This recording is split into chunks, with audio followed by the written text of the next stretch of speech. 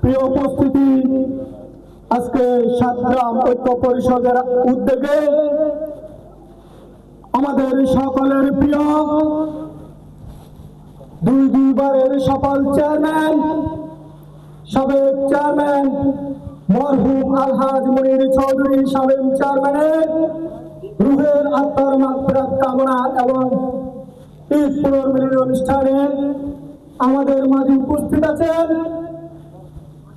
৮ নং বড়খড়ি ইউনিয়নের বিশেষ ব্যক্তিবর্গ এবং আমার সামনে উপস্থিত আছেন আমাদের প্রিয়, আমাদের হৃদয়ের মানুষ আলহাজ মুনির চৌধুরী শামীম কাকার অনেক প্রিয় মানুষ আমাদের মাঝে উপস্থিত আছেন। আজকে বলতে বড় কষ্ট হয় যে আমাদের সেই প্রিয় মানুষটি আজ আমাদের মাঝে নেই। উনি আজকে আমাদের গত বছরের মতো আজকে উনি আমাদের এই প্রোগ্রামের সভাপতি হিসাবে থাকার কথা ছিল,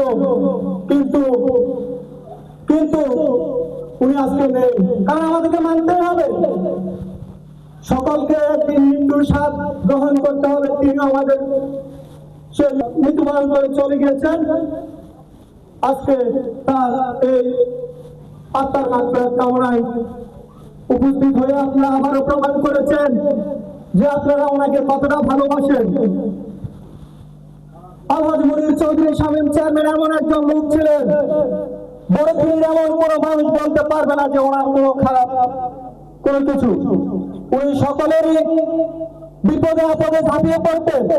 তিনি সর্বসময় চাইতেন যে আমাদের বড়খড়ির সকল কর্তব্য রাখার জন্য।